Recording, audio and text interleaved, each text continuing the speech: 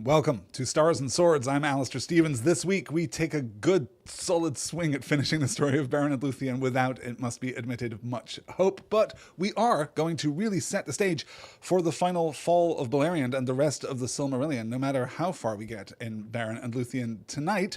It's 26 slides, so I'm not terribly optimistic. I must also apologize right up front for starting this stream a little late, just a couple minutes late by my clock, but I got involved in a protracted and particularly vicious game of Castle Panic, the collaborative, cooperative, tactical board game by Justin DeWitt. It's a very good game. If you haven't played it, it's real good. I could really use one that has some Lord of the Rings flavoring, if anyone who works on board games professionally is out there in the world. Okay, let's get into it.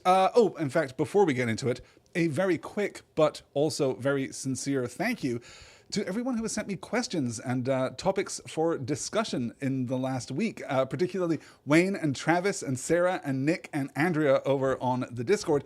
It has been an unusually rich week for excellent discourse, so it looks like I have no choice. It looks like I am compelled by the doom that is upon me to add another Q&A to our forthcoming slate. More information on that next week, but if you have any questions that you would like me to answer in an hour-long, 90-minute long, 120-minute long Q&A podcast coming up soon, get in touch, starsandswordspod@gmail.com, or use the handy-dandy contact form over at starsandswords.com. Glorfin David is joining me and forgiving me for starting late. Thank you so much, Glorfin David. I appreciate your patience and tolerance as we get started on this wild journey that awaits us tonight. Before we get to that, I do need to rewind the clock just a little because I crowded out the end of last week's segment just a little bit, and I got a particularly brief and relevant and pointed question and time-sensitive question from Nick. So we're going to start, as is our way all so often, by going backward just a little bit. We're going to talk a little about the confrontation between Finrod Felgund and Sauron at the end of last week's session. Nick writes, I always read that the mention of the kinslaying during the song fight was Sauron, not Felgund, and it was part of the back and forth swaying. Felgund thinks he has the upper hand, but Sauron hits him with the sucker punch, reminding him what happened in Aman. And Nick, honestly, I think that that's a completely valid interpretation of what is on the page. It's one of the more interesting features of, what did you call it, the song battle? The song fight, which is so much better than the song battle. Rap battles, song fights. That's where we are in the pages of the Silmarillion. One of the most interesting parts of this ongoing clash between Finrod and Sauron is that almost none of the action in the poem is attributed. The poem to which I'm referring, if you missed last week's session, is the excerpt from the Lay of Lúthien, of course.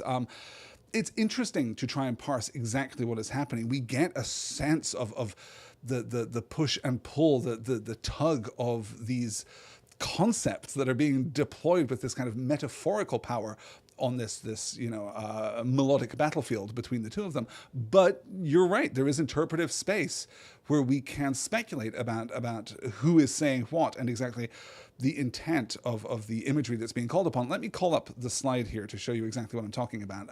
We're really looking here at the third stanza as it's presented on this slide. Then the gloom gathered, darkness growing, in Valinor the red blood flowing beside the sea where the Noldor slew the foam riders and stealing drew their white ships with their white sails from lamplit havens. The wind wails, the wolf howls, the ravens flee, the ice mutters in the mouths of the sea. The captives sad in Angband mourn, thunder rumbles, the fires burn, and Finrod fell before the throne.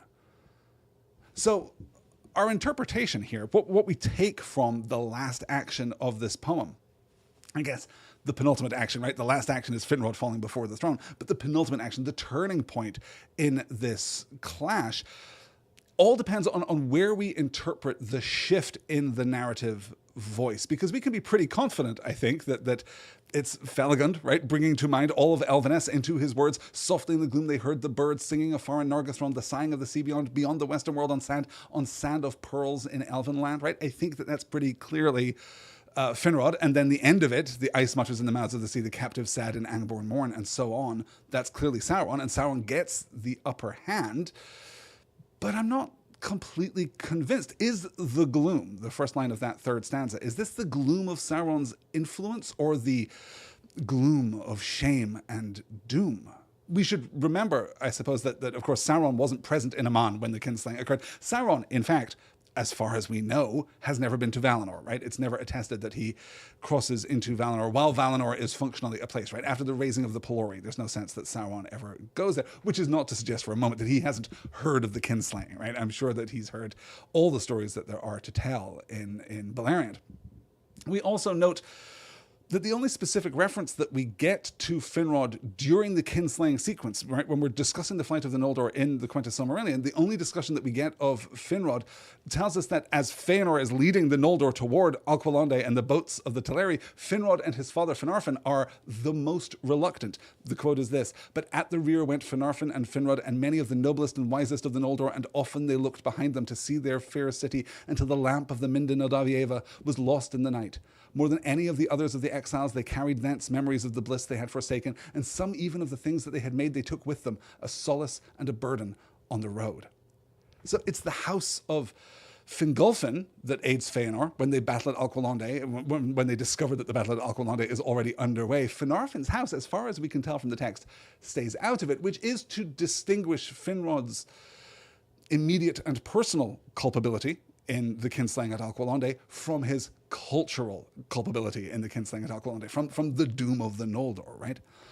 So I think you can read that structural break between the second and third stanzas as the breaking point in the POV, but for me, I'm more convinced by seeing the structural break halfway through the third stanza in exactly the same way as the structural break comes halfway through the first stanza, right? We start with Sauron trying to find and reveal these invaders to his land. He chanted a song of wizardry, of piercing, opening, of treachery, revealing, uncovering, betraying. Then sudden Felagund to their swaying, sang in answer a song of staying. Halfway through that stanza, we switch our focus. And I'm inclined to read the same thing happening here in the third stanza. Personally, I think that Sauron takes charge of the narrative with either the winds wailing and the wolves howling, right? Kind of unambiguously Sauronian, perhaps. Or possibly, arguably, we're still in Finrod's POV when we get to the ice mutters in the mouths of the sea. That's potentially, at least, an account of his crossing of the Helcaraxa and the coming into Beleriand in the first place. So there are arguments for all of these interpretations, but to me, the answer, I think, is an aesthetic one rather than a strictly textual one. Is the death of Finrod Felagund, king in absentia of Nargothrond, son of Finarfin, is it more poetic? Is it more dramatic if he is conquered by his enemy, who will, lest we forget, later in this selfsame chapter, be pretty comprehensively beaten up by somebody's pet dog? Or is it more dramatic, more romantic, more tragic because he falters at the invocation of the glory of his people and their doom, by the memory of their selfishness and wickedness and bloodshed? Is it more effective, narratively speaking, if the memory of the cooperation and the kinship between the Noldor and the Teleri, that's what we're getting there from the On Sand of Pearls in Elvenland, right? Is it more effective if that's one-upped, if it's conquered, if it's overcome by the power of the foe, or if it contains within itself the specter of failure and betrayal and treachery and death?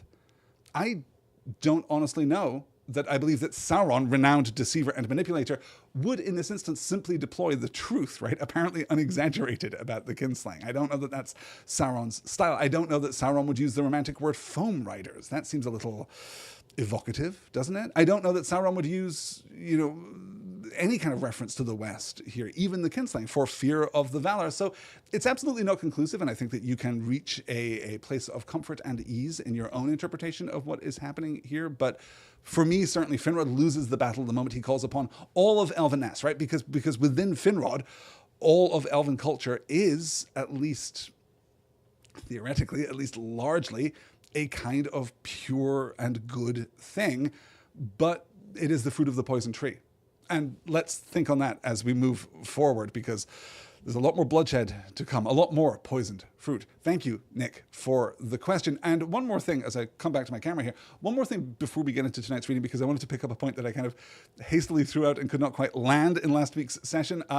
I made reference to the subject, when we were discussing the subject of the diets of the elves, I made reference to the elves roasting meat in The Hobbit and couldn't quite land the reference, but I went and found it. It is in Chapter 8, Flies and Spiders, when the dwarves and Bilbo find the camp of the elves in Mirkwood, and the quote is this: "The smell of the roast meats was so enchanting that without waiting to consult one another, every one of them got up and scrambled forwards into the ring with the one idea of begging for some food."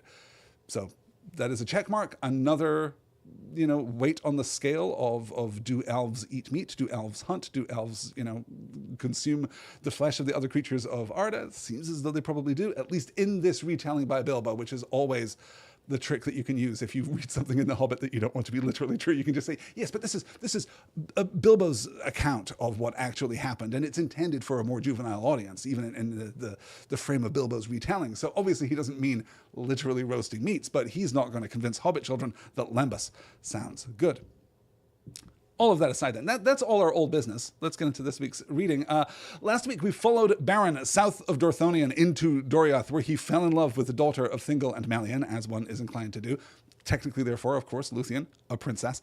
Lúthien takes Beren to chat with her dad, who isn't pleased about any part of the situation, quite frankly. He challenges Beren to fetch for him a Silmaril from the Black Iron Crown of Morgoth. Beren accepts the challenge and has absolutely no idea how to proceed, so he goes to cash in his dad's life debt with Finrod Felagund in Nargothrond. Finrod hands over the crown to his brother and goes with Beren, but despite their excellent orc disguises, they are immediately captured. Finrod and Sauron throw down, but in his desire to invoke this beauty and power of all of elven culture, Finrod accidentally opens a box entitled Curse of the Noldor, Do Not Eat. Sauron gains the upper hand, and our heroes are taken to Tol en Gaurhoth, the Isle of the Werewolves, where they are imprisoned. That is where we will pick up with tonight's slide. Glorfin David says in the chat here, yeah, more juvenile audience. That's me. Like, it's all of us. It's all of us when we're enjoying the flow of The Hobbit. A book that I'm really looking forward to reading again very soon. I think that I've been very tempted. I've been so excited to return to The Lord of the Rings after reading the Silmarillion in, I have to say, more depth than I have ever read the Silmarillion, right? This is a properly comprehensive read for me. And I'm really looking forward to getting into, obviously, while I'm reading this, I'm thinking of Aragorn reciting the Lay of Lúthien, right? I'm thinking of him telling both the poetry and the prose version of Beren and Lúthien's story, and I'm so excited to get back to it. But there is an interesting reflexive point. There's a narrative shift in The Hobbit that I think is just really interesting and crunchy, and it might be the next book that I return to on this long-promised forthcoming Tolkien show, which will involve reading. It's not going to just involve reading the books. We're not just going to do this into infinity. I mean, we are, but we're also going to do other things. More on that in the weeks to come. I cannot get distracted and talk about this new show, no matter how excited I am. So, Beren and Finrod Felagund are now in the deepest pit. The werewolves are coming one by one to consume the last few of their faithful companions, and we cut out to Lúthien getting a treehouse. In the time when Sauron cast Beren into the pit, a weight of horror came upon Lúthien's heart, and going to Melian for counsel, she learned that Beren lay in the dungeons of Tol en Gaurhoth without hope of rescue. Then Lúthien, perceiving that no help would come from any other on earth, resolved to fly from Doriath and come herself to him. And she sought the aid of Daeron, and he betrayed her purpose to the king. Then Thingol was filled with fear and wonder, and because he would not deprive Lúthien of the lights of heaven lest she fail and fade, and yet would restrain her, he caused a house to be built from which she could not escape.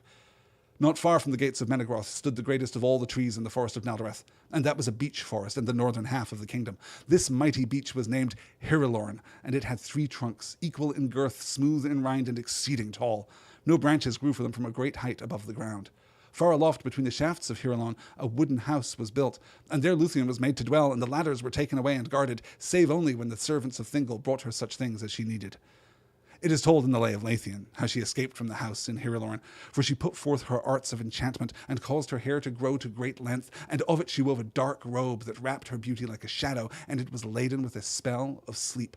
Of the strands that remained, she twined a rope, and she let it down from her window, and as the end swayed above the guards that sat beneath the tree, they fell into a deep slumber. Then Lúthien climbed from her prison, and shrouded in her shadowy cloak, she escaped from all eyes and vanished out of Doriath. So, Lúthien's fun treehouse. She's got a mini fridge, and she's got a PlayStation 2, and she's got a little 14-inch DVD TV combo. She's got posters of boy bands on all the walls. Definite Rapunzel vibes here, and Rapunzel is absolutely one of the explicit influences. I've been reading through Tom Shippey's deconstruction of Beren and Lúthien and the attribution of various elements of Beren and Lúthien to other fragments of mythology from all over the world. It's a really interesting read. Shippy, as ever. Sometimes a challenging writer because he feels as though he's having a fight that no one else is having. He feels as though he's kind of coming in swinging, wanting to like be super assertive in a space where there's not a great deal, I think, of combative discourse, but engaging all the same. I'll link out to that in the show notes. I'm only halfway through it, which is why I'm not being more comprehensive as we move through this, but there's definitely something happening here. I love here, perhaps most of all, the kind of obvious reflective symmetry, right? Thingol doesn't want to deprive Lúthien of light, so he imprisons her in a treehouse at the top of the tree, in the sunlight, in the starlight, in the arms of Yavanna, effectively, right? While Beren is imprisoned deep below the earth. He's in the darkness, he's in the stone, he's kind of in the realm of Aule. Hirelorn here, I should parse for you, I should gloss for you, just literally means tree of the lady, one of those very literal translations with which we're so familiar. This is also going to be a significant location later in the story, in a couple of weeks when we get to the story of Turin Turambar. A couple of things to pull out here. Once more, we have to shake our fists at Daeron. He's going to get some closure at the end. Well, I guess the opposite of closure, actually. He's going to get an open-ended absence from this story as he moves into the pages of history and out of our direct narrative at the end of this week's chapter. But wow, why would you seek the help of the guy who told your dad what you were doing in the first place? I just love how efficiently that's dispatched, right? But she sought the aid of Daeron, and he betrayed her purpose to the king. Excellent. There's, a good scene in there, but we don't need to see it because we are pretty familiar with how this stuff plays out. And Thingol is filled with fear and wonder, and he doesn't want to remove Lúthien's light from the world, right? He doesn't want her to fail and fade. He doesn't want her to be other than she is, but he is super going to restrain her because that is apparently a compatible goal with wanting to preserve her light for the world.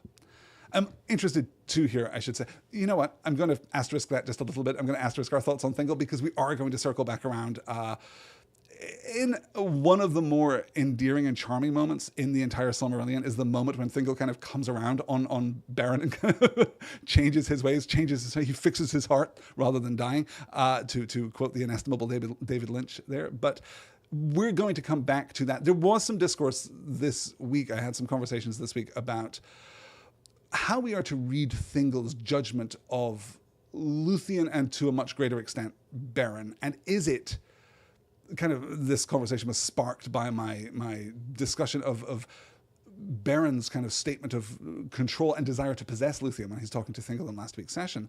And I described that somewhat casually as being somewhat Feanorian. And is that fair? The question was asked. Is that fair? Is Thingol being Feanorian? And I think that he is not.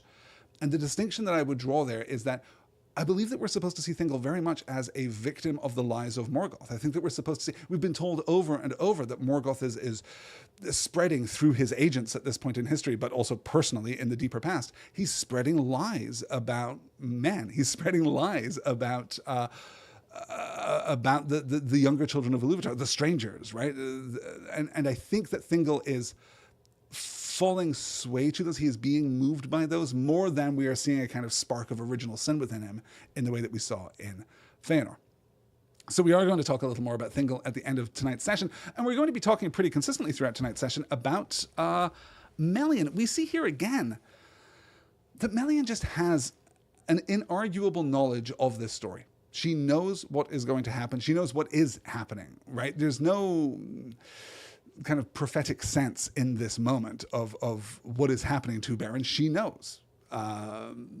She goes to Lúthien going to Melian for counsel. She learned that Beren lay in the dungeons of Tol Garhoth without hope of rescue. So not only he's been taken by the enemy, but he's been taken by the enemy, and here's where he is, and actually nothing is going to get him.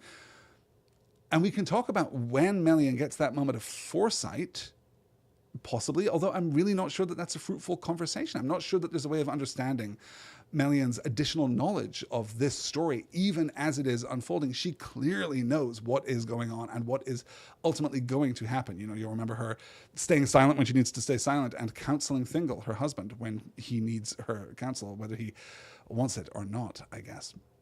And there is, to haunting my memory as I'm reading these passages, that moment, the moments, I should say, the two moments kind of bookending the confrontation with Thingol, where Beren looks into Melion's eyes and a change comes upon him, right? Both times we see that something has changed. And we always have to remember as we're moving through this that Melion is of the Maiar. She is not an elf. She is not quite anchored in this story in the same way as the elves are. And of course, the elves are anchored in this story, even as this story is from the elven perspective, in a different way than the men are, than Beren specifically is.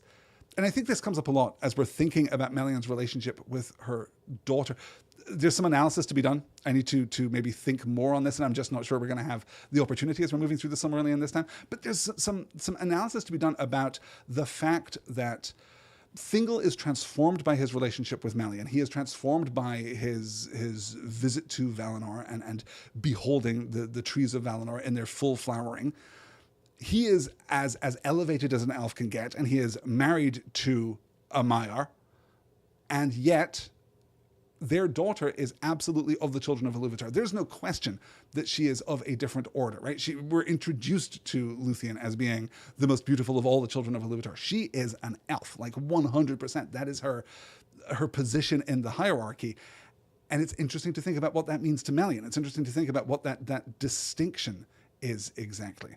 Glorfin David's pointing out, I think the Maiden in the Tower escape theme dates back to like the 1600s. It dates back, I believe, even a little further than that. It's kind of a classic element of chivalric romance, right? The idea, I suppose, of the long hair in particular. I'm not completely sure where the Rapunzel myth first originates. I'm trying to remember. I have, a million years ago I studied this, and I don't really remember it. I'll look that up. That's a really interesting thought, though, Glorfin David. But certainly the idea of the maiden being imprisoned by her father and then kind of somehow winning her freedom and the love of the good man who will take the place of her father in the structure of society, that is, a classic kind of chivalric tale. There are certainly stories of that form. I mean, there are stories of that form going back to the ancient Greeks and the ancient Romans, of course. There are versions of this story that will return and recur. There are elements of the Beren and Lúthien story that do spring from the soil of ancient Greece. Obviously, as we're moving into the bartering with Mandos at the very end of this chapter, we're absolutely reminded of Orpheus and Eurydice, right? Not too much. I think that sometimes that is overstated, sometimes that is overplayed. But you know what? We will get to that when we get to that. First of all, we have to introduce Huan. We have to introduce the good dog. It chanced that Celegorm and Curufin went on a hunt through the guarded plain, and this they did because Sauron, being filled with suspicion, sent forth many wolves into the Elflands. Therefore they took their hounds and rode forth, and they thought that ere they returned they might also hear tidings concerning King Felagund. Now the chief of the wolfhounds that followed Celegorm was named Huan. He was not born in Middle-earth, but came from the Blessed Realm, for Orome had given him to Celegorm long ago in Valinor, and there he had followed the horn of his master before evil came. Huan followed Celegorm into exile and was faithful.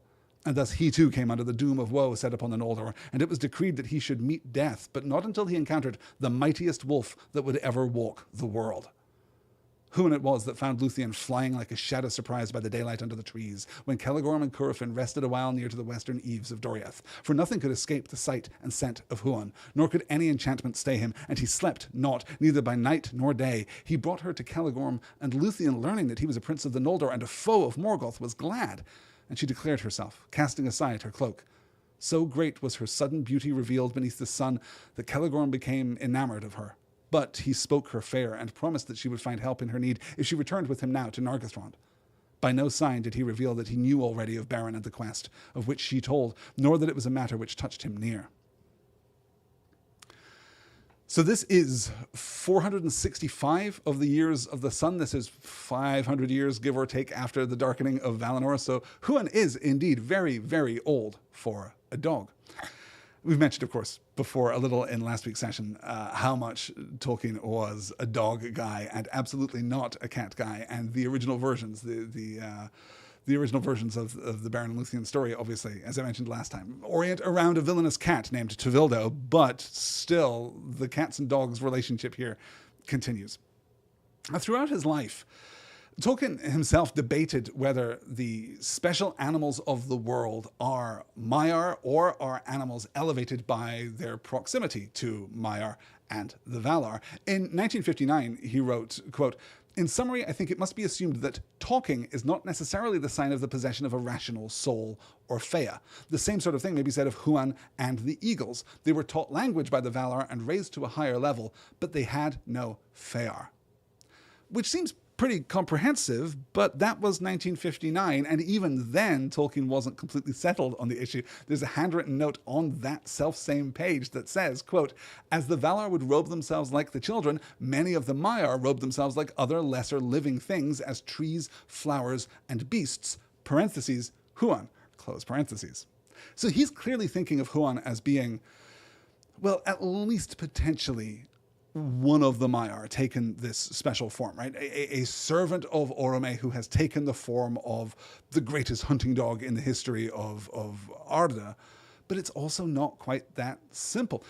He continues to develop his ideas as he's moving through his life. In the last volume of the History of Middle-earth, which is called The Nature of Middle-earth, there is a sequence entitled Manwë's Ban, and Christopher Tolkien notes that this was written in the last year of his father's life, and the piece debates the wisdom of Manwë's injunction against the Noldor, and notes, quote, "None of the Noldor should be allowed again to dwell in bodily form was an inevitable consequence. That none of the Valar or Maiar should appear in their lands to aid them was also inevitable. But it is not said that Manwë abandoned them, peoples over whom he had been appointed by Eru to be a vice-regent. His messengers would come from Valinor and did so, and though in disguised form and issuing no commands, they intervened in certain desperate events." And what is significant about this passage is that it is footnoted, and within that footnote, Tolkien writes, quote, "The most notable were those Maiar who took the form of the mighty speaking eagles that we hear of in the legends of the war of the Noldor against Melkor, and who remained in the west of Middle-earth until the fall of Sauron and the dominion of men, after which they are not heard of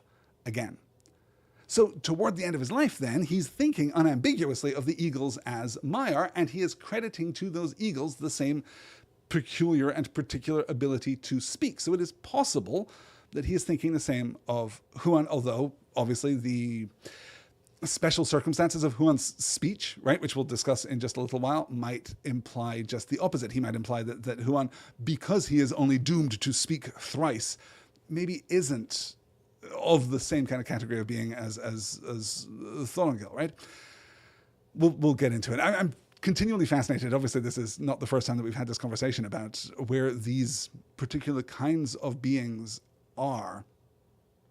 But certainly we do, if we now feel that the eagles, at least in Tolkien's later conception, are of the Maiar, and we know with, a 99% certainty that Ungoliant is of the Maiar, right, and can also functionally speak, which is important, then maybe it's open to speculation whether Huan is more than an ordinary animal, but not entirely clearly so. I'm hesitating even now. It's complicated. And I know that some people absolutely love Huan, which is one of the reasons that I want to kind of frame this out before we really get into his story. And his story is incredibly moving. It's incredibly powerful. It's incredibly, it is romantic. He is a creature of enormous loyalty and wisdom and judgment and goodness, like a kind of uncomplicated figure of which there really aren't many in Beleriand at this point in history. We'll get to all of that. I do want to call out this phrase here, flying like a shadow surprised by the daylight, which is extremely strong. I really love that. And then, of course, we have the intrusion into the story of Caligorm and Curufin. The pivot here in the account of Caligorm is subtly troubling in a really interesting way, because we have the two halves of this thought. We have these two kind of interrelated clauses here that seem, if not complementary, then at least fundamentally decent, right? So great was her sudden beauty revealed beneath the sun that Caligorm became enamored of her. Well, okay, she's famously, extremely beautiful Lúthien, right? That doesn't seem too bad. And then we have the other half of that. He spoke her fair and promised that she would find help in her need if she returned with him now to Nargothrond. Well, that seems pretty decent.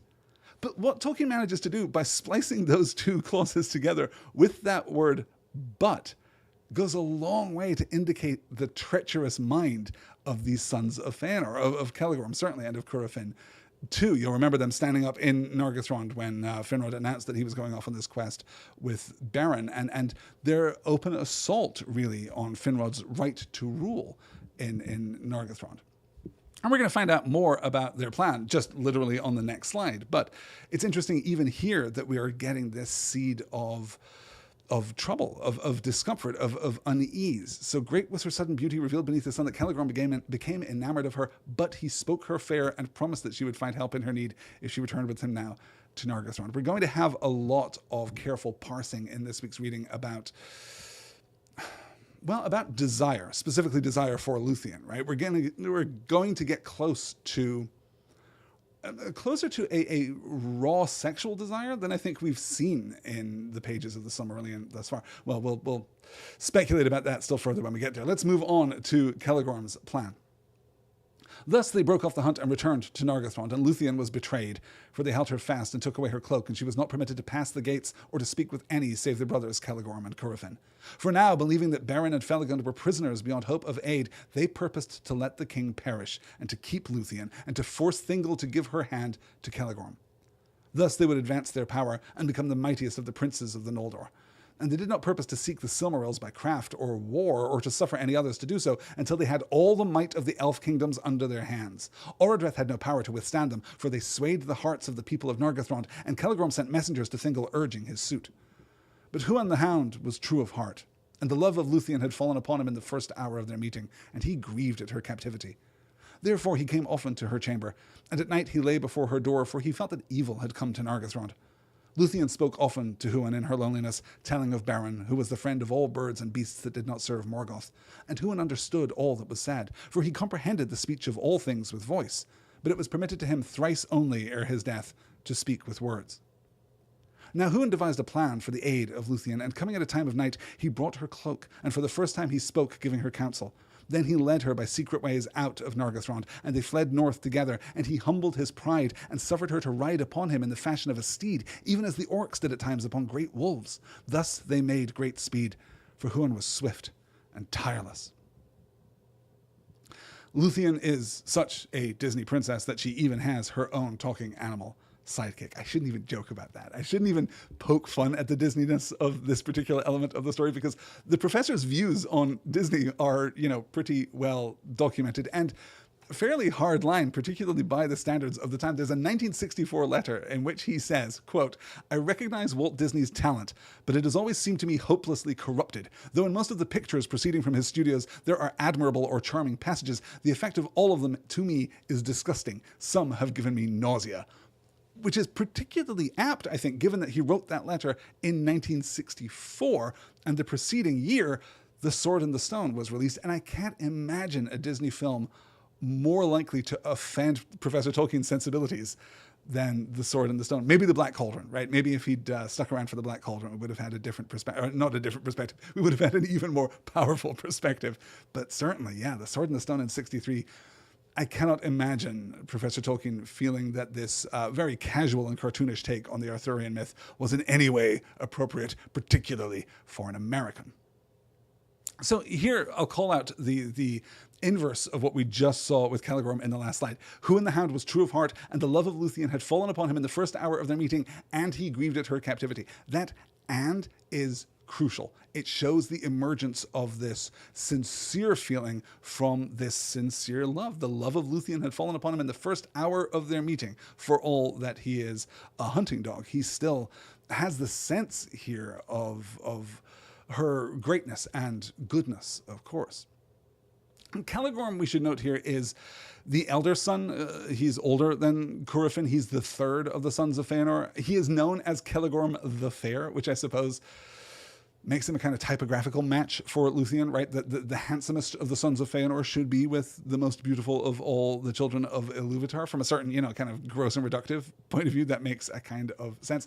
And also, I should note, as we look at this passage in particular, we can feel the editor's note, I think, hanging over the story here. We can feel the imminent revision to this tale, because we've got this kind of clean piece of politicking happening here, right? We've got the plot of Celegorm and Curufin. They are going to keep Lúthien in Nargothrond. They are going to send to Thingol to tell him that Finrod is dead, that Celegorm is going to wed Lúthien, and in so doing exert a kind of political control over both Nargothrond and Doriath, that this is part of their plan, though we can question whether or not their plan is really in keeping with the oath that they so famously took, right? They did not purpose to seek the Silmarils by craft or war, or to suffer any others to do so until they had all the might of the Elf Kingdoms under their hands. So maybe they are justifying this political course of action to themselves, but they are also, very literally not following the words of the oath that they took that doomed the Noldor so powerfully.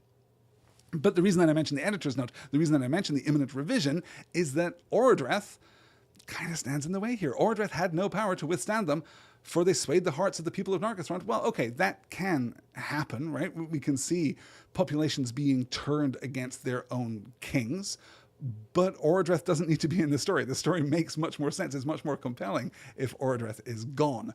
And that is, of course, exactly what Tolkien does in later revisions to the story. He bumps him from being Finrod's brother to being Finrod's nephew, kind of taking him that far out of the line of succession, the direct and immediate line of succession, that Caligorm and Curufin would have a more powerful claim on the throne of Nargothrond through this kind of somewhat dubious seniority and equally dubious marriage to the daughter of Thingol and Melian. So Huan frees Lúthien from Nargothrond the second time in as many pages that she is suddenly and spontaneously freed from an unjust imprisonment. And then we switch our focus. She is heading north, riding Huan. I love that note about he humbled his pride and suffered her to ride upon him in the fashion of a steed. That's just really good writing. You get such a strong sense of Huan's character, even in these very short passages. From there, though, we are going to cut out to the death of Finrod Felagund. In the pits of Sauron, Beren and Felagund lay, and all their companions were now dead. But Sauron purposed to keep Felagund to the last, for he perceived that he was a Noldo of great might and wisdom, and he deemed that in him lay the secret of their errand. But when the wolf came for Beren, Felagund put forth all his power and burst his bonds, and he wrestled with the werewolf and slew it with his hands and teeth. Yet he himself was wounded to the death. Then he spoke to Beren, saying, I go now to my long rest in the timeless halls, beyond the seas and the mountains of Aman. It will be long ere I am seen among the Noldor again, and it may be that we shall not meet a second time in death or life, for the fates of our kindreds are apart. Farewell. He died then, in the dark, in Tol in Garhoth, whose great tower he himself had built. Thus King Finrod Felagund, fairest and most beloved of the house of Finwë, redeemed his oath. But Beren mourned beside him in despair. In that hour Lúthien came, and standing upon the bridge that led to Sauron's isle, she sang a song that no walls of stone could hinder. Beren heard, and he thought that he dreamed, for the stars shone above him, and in the trees nightingales were singing. And in answer he sang a song of challenge that he had made in praise of the seven stars, the sickle of the valor that Varda hung in the north as a sign for the fall of Morgoth. Then all strength left him, and he fell down into darkness. There's so much to talk about here. There's so much to talk about. We have to acknowledge, first of all, that only Beren and Finrod remain now. All of their other companions have been taken. You'll remember the account in last week's reading of the eyes that glow in the dark, and then the wolf comes and takes one of their companions. They are the only ones who are left. And Sauron, crucially, dispatches the next werewolf for Beren because he believes that whatever secret quest they are on, it can't be Beren's secret quest, it must be Finrod Felagund's secret quest. He perceived that he was a Noldo of great might and wisdom, and he deemed that in him lay the secret of their errand, which is, true, he knows the secret of their errand, but it's not his quest. But when the wolf came for Beren, Felagund put forth all his power and burst his bonds, and he wrestled with the werewolf and slew it with his hands and teeth. And you can only imagine, I think, the vicious nature of this conflict, the bestial nature of this conflict. This is not clean military art. This is not the dispassionate dispatch of a foe. This is something animalistic. This is something urgent. It's something desperate. And in the end, Finrod is driven to this bestial confrontation with the foe. But it doesn't linger, it doesn't last, it doesn't stick to him because he's restored to civility. I go now to my long rest in the timeless halls beyond the seas and the mountains of Aman. It will be long ere I am seen among the Noldor again, and it may be that we shall not meet a second time in death or life, for the fates of our kindreds are apart. Beren, I don't know if we're ever going to see each other again. I know that this is not the end for me. This is a semicolon, more than a period at this point in my life, but I don't know what happens to you, and I don't know how long this process is going to take me, so I can't say for sure if we are ever going to see each other again. And then he bids him farewell, and we get another one of these kind of literary camera moves, right? You can feel the retreat of the camera, the kind of restoration of this higher order narrative to the prose as we move forward. He died then in the dark in Tol in Garaholf, whose great tower he himself had built. Thus, right? Thus being a powerful reorientation of the rhetorical layer here. Thus, King Finrod Felagund, fairest and most beloved of the House of Finwë, redeemed his oath, but Beren mourned beside him in despair. And then, of course, we have Lúthien coming and, crucially, singing. She sings this song on the bridge that led to Sauron's Isle that no walls of stone could hinder. And we might be reminded here, typology, ladies and gentlemen, of Fingon shouting out above Thangorodrim during his search for Maithros, right? You'll remember Fingon just sings this song in defiance of the orcs below. He sings this song and Maithros hears him and sings back, and that is how Maithros is discovered. Well, we're just playing the hits here because that's exactly what happens here too. And of course, we'll be reminded of Sam singing in Cirith Ungol as well.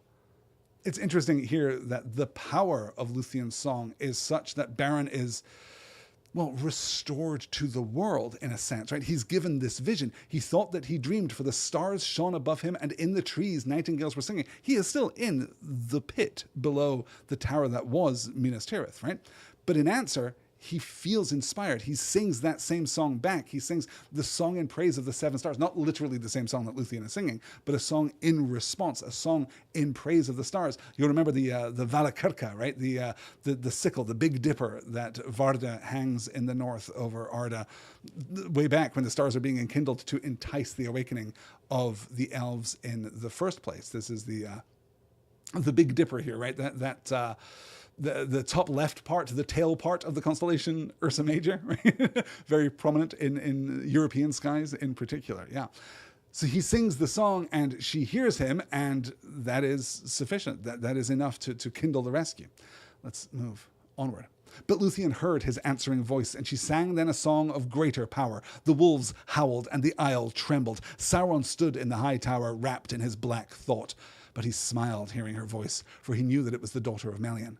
The fame of the beauty of Lúthien and the wonder of her song had long gone forth from Doriath, and he thought to make her captive and hand her over to the power of Morgoth, for his reward would be great. Therefore he sent a wolf to the bridge, but Huan slew it silently. Still Sauron sent others, one by one, and one by one Huan took them by the throat and slew them.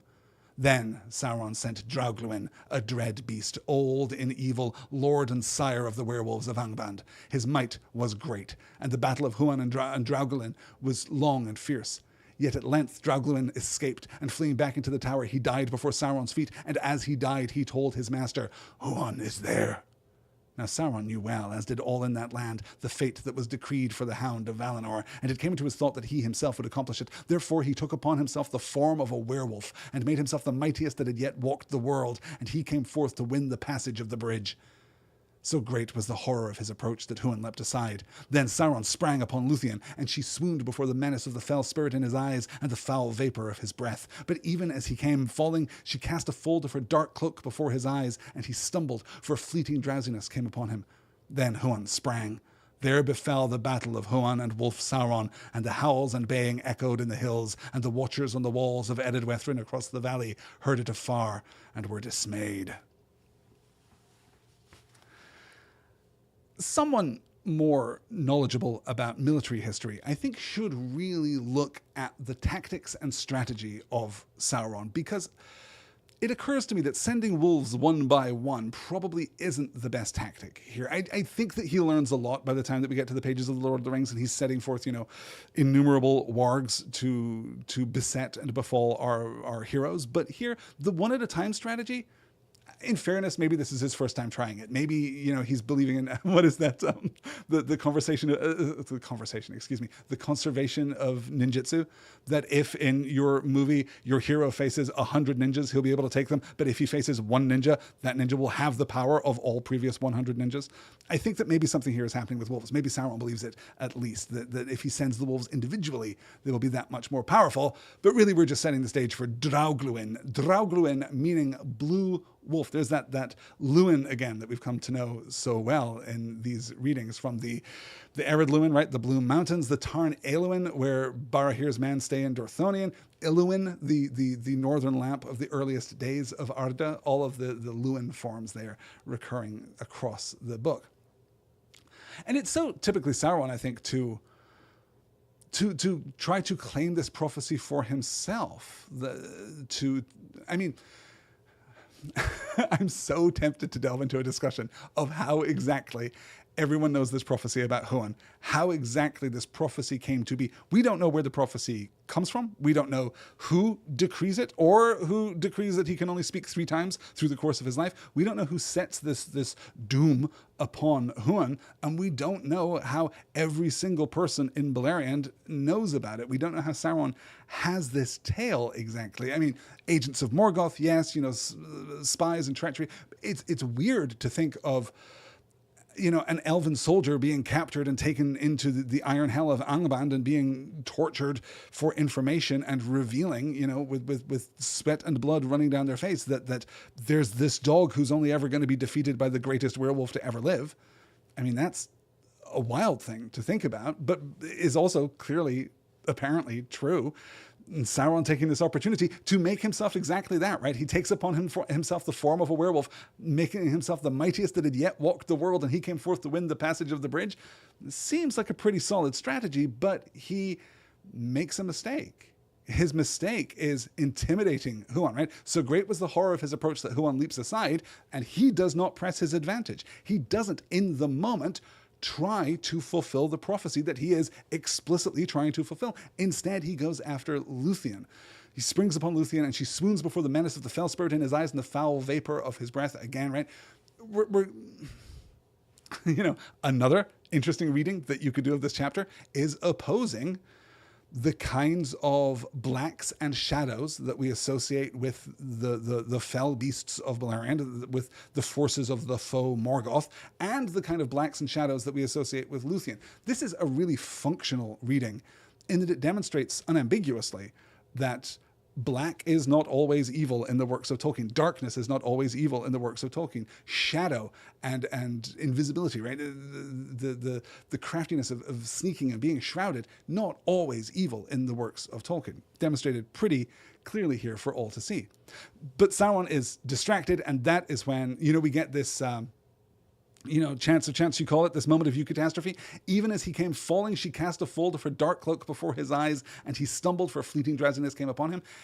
Is this a purposeful thing that Lúthien is doing, or is this chance? Is the enchantment of her cloak accidentally afflicting Sauron as she falls here, right? Or is she doing this desperately, one last gambit here to stay him and inviting the attack from Huan? Let's get into the battle of Huan and Wolf Sauron as the howls and baying echoed in the hills, dismaying the watchers on the arid Wethrin on the other side of the valley. But no wizardry nor spell, neither fang nor venom nor devil's art nor beast's strength could overthrow Huan of Valinor, and he took his foe by the throat and pinned him down. Then Sauron shifted shape, from wolf to serpent, and from monster to his own accustomed form, but he could not elude the grip of Huan without forsaking his body utterly.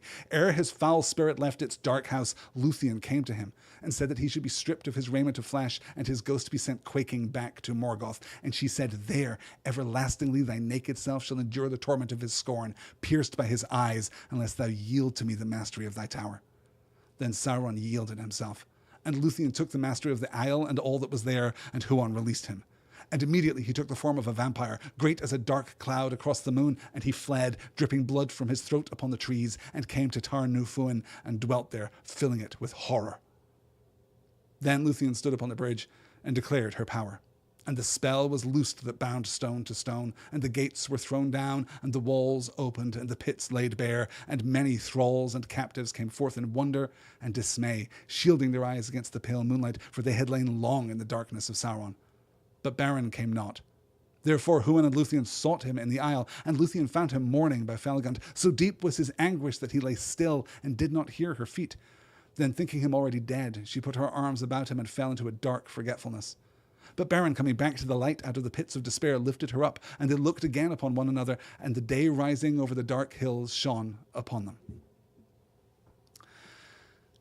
It has often been said unfairly, particularly in advance of the Jackson movies, particularly in advance of the Amazon TV series, that Tolkien isn't a particularly cinematic writer. And broadly, we might concede that that is true. As I mentioned last time, we don't spend a lot of time on landscapes the way that people think we spend a lot of time on landscapes. We don't spend a lot of time in lavish, lush description the way that people think we spend a lot of time on lavish and lush description. But this is one of these passages that comprehensively demonstrates that when he puts his mind to it, when it suits the mode of the narrative, Tolkien does cinema better than anyone. This is so extraordinarily powerful. The showdown as it's presented here, not the contest physically at all, right? Because the contest physically is over pretty quickly.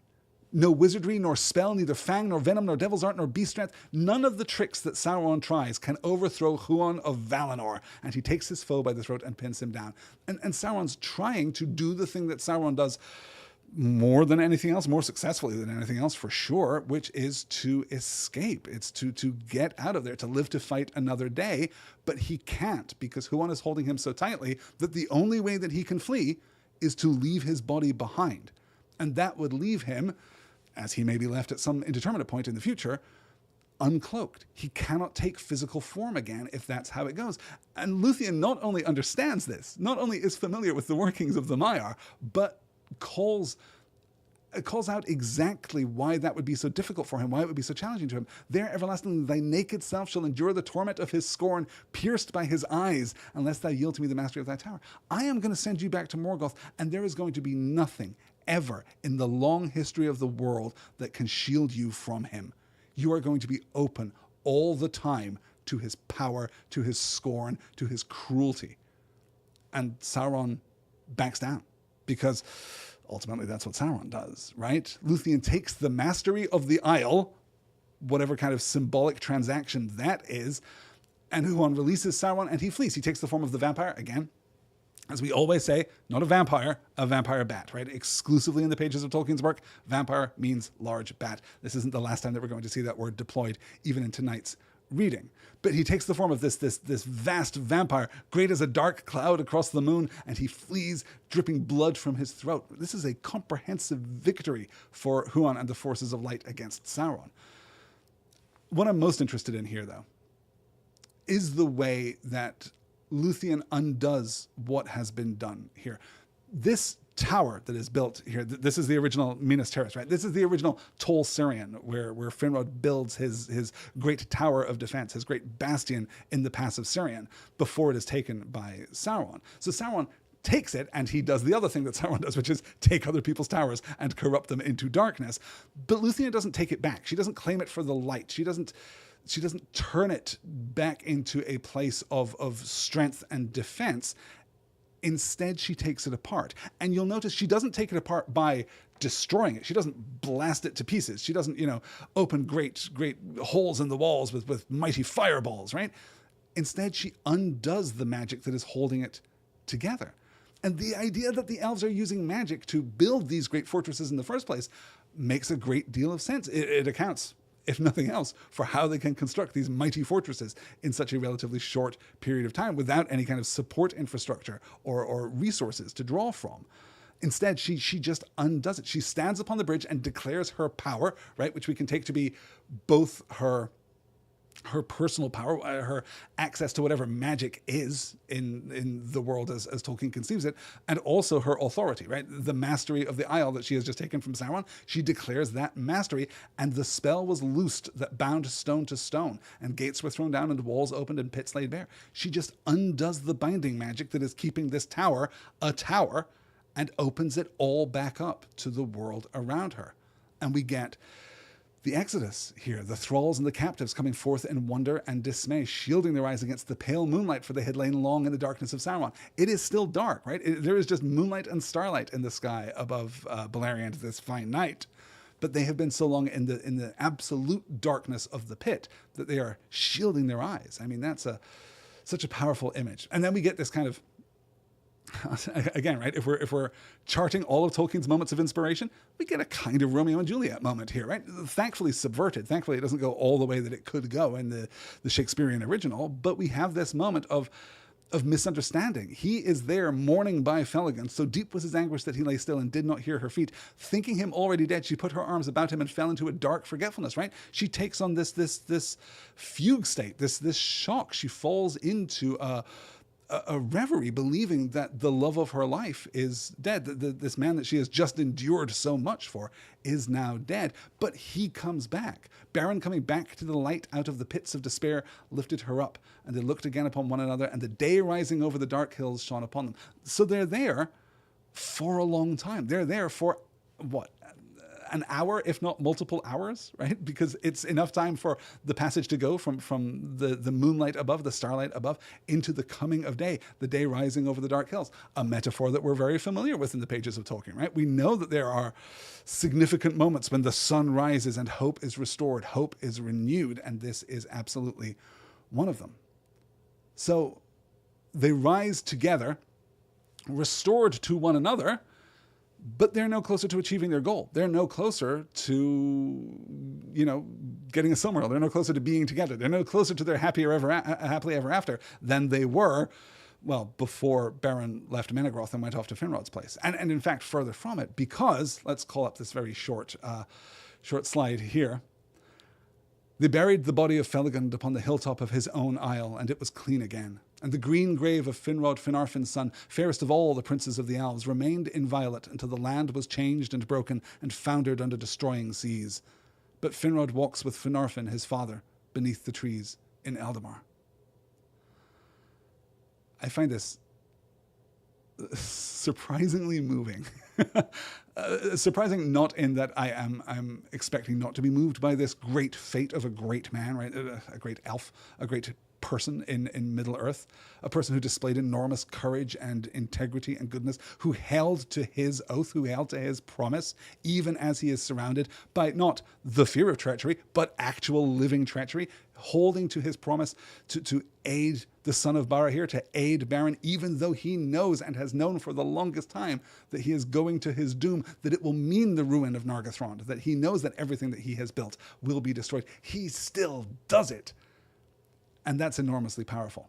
But this closing moment, right? This is the second, of course, of our great elven burial sites, right? We see here Finrod's burial site being much the same as the cairn that Turgon builds over Fingolfin above the hidden city of Gondolin. It is a sacred space. It is inviolate. It does not become corrupted by the foes of the elves. It doesn't become corrupted by the orcs and by the presence of Morgoth again. But it's that last turn, right? Everything that happens in Beleriand is doomed. Everything that is happening here is kind of foretold by this narrative, if by nothing else. We know that Beleriand is going to fall, partly because we're coming to this book from the Lord of the Rings, partly because it has been foreshadowed so many times that ruin awaits all that the Noldor are building here in Beleriand. But that's not the end of the story.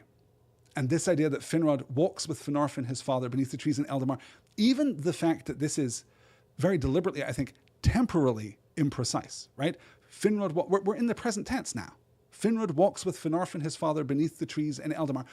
From whose perspective are we in the present tense? Are we in the present tense of Beren and Lúthien, right? Has Finrod immediately woken up in the halls of Mandos and returned to Valinor and kind of gone to be with his father? You'll remember that Finarfin turned back and is now the king of the Noldor in Valinor. He was forgiven for his part in the flight of the Noldor in the first place, as much as he played any part in the flight of the Noldor in the first place. Oh, Gladrebeck is saying, remind us, what is Eldamar? Eldamar is all of the living places of the elves in Valinor, right? So it's Tirna Pontuna and it's Taniquetal. It's not Taniquetal. I guess some of the Vanyar do live upon Taniquetal.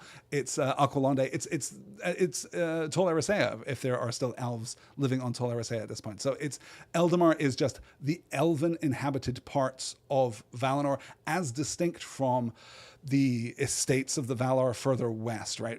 Deeply beyond the Pelori.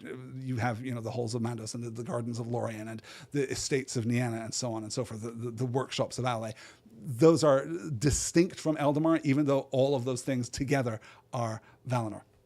Gladrebeck is asking, so he was reincarnated then. Yeah, this is the thing that happens to elves. This is their return to a new body, right? We've kind of circled around this a little bit. You'll remember the story of Muriel Cinderé, of her. This is the first wife of Finwë, who gives birth to Fëanor, and then is like, nope, this is too much. I'm going, and she departs from her body. Her soul, her Fëa, goes to the halls of Mandos and stays there. But we already know that in certain times, after certain periods, under certain circumstances, or maybe under any circumstances, it's not completely clear. I'm asterisking that because it is explicitly said in the Doom of the Noldor that they will not be reincarnated, right? But here Finrod has been. And that's interesting. That's complex. That's dubious. And as I say, we're unsure of where we are in the present tense. Is this present tense to Beren and Lúthien? Probably not. Finrod said that it was going to be a long period before he walked again in Valinor. So is it from the present tense of the writing, right, the original Elven writing of this text? Hundreds, thousands of years later? Maybe. That would make sense. But the fact that it is in the present tense at every point, it's this kind of, perfect continuity of experience. Even now, even today, even in our world, in the dominion of man, right, deep, deep, deep into the Fourth Age, Finrod walks with Finarfin in the trees in Eldamar, right? They are together now. That is the vision of the Elven afterlife, is that you get to go back. You get to go back to the Blessed Realm, and you get to remain there with your family forever, with very specific exceptions, right? Even the Noldor ultimately will be allowed to do that, even those who die in this whole process. Yeah, glad Rebecca's saying, I asked because even though we've been told that they can, we don't have a lot of examples of it actually happening. We don't. You're completely right. And even this, I think you can argue, depending on when it is written, depending on what we take from that present tense perspective, you could read this as a statement of faith rather than a statement of fact, right? If this is being written by the Elves of Beleriand at this point, they don't know for sure. They aren't going to know for sure for a long, long, long time, if ever. But it feels like faith. It feels like religious assertion. It feels like dogma almost, like doctrine almost, and something that is fundamentally reassuring. Here, his cairn remains, not actually a cairn, you'll note, a grave site, right? He's actually buried, unlike Fingolfin, who has the cairn raised above him. A subtle distinction, but a distinction nonetheless. Finrod Felagund is interred, and his burial site becomes a sacred space, but his soul departs and is reborn in Valinor. Glorfin David's asking, where do they walk? Like to the duck pond in the park? Yavanna has made an incredible duck pond. She worked very closely with Ulmo. She worked very closely with Manwë for like the birds aspect of it. Yeah. Someone, when you're sprinkling lembas crumbs to ducks on a duck pond, it's pretty good. It's not so bad. All right, let's continue onward here as we move back. Yes, sorry for talking so long about such a short slide, but it's pretty fantastic. Let's get back then to the politics. Let's get back to tumult in Nargothrond. Now Beren and Lúthien Tinuviel were free again, and together walked through the woods, renewing for a time their joy. And though winter came, it hurt them not, for flowers lingered where Lúthien went, and the birds sang beneath the snow-clad hills. But Huan, being faithful, went back to Celegorm his master, yet their love was less than before. There was tumult in Nargothrond. For thither now returned many elves that had been prisoners in the Isle of Sauron, and a clamour arose that no words of Celegorm could still. They lamented bitterly the fall of Felagund their king, saying that a maiden had dared that which the sons of Fëanor had not dared to do. But many perceived that it was treachery rather than fear that had guided Celegorm and Curufin. Therefore the hearts of the people of Nargothrond were released from their dominion and turned again to the house of Finarfin, and they obeyed Orodreth. But he would not suffer them to slay the brothers, as some desired, for the spilling of kindred blood by kin would bind the curse of Mandos more closely upon them all. Yet neither bread nor rest would he grant to Celegorm and Curufin within his realm, and he swore that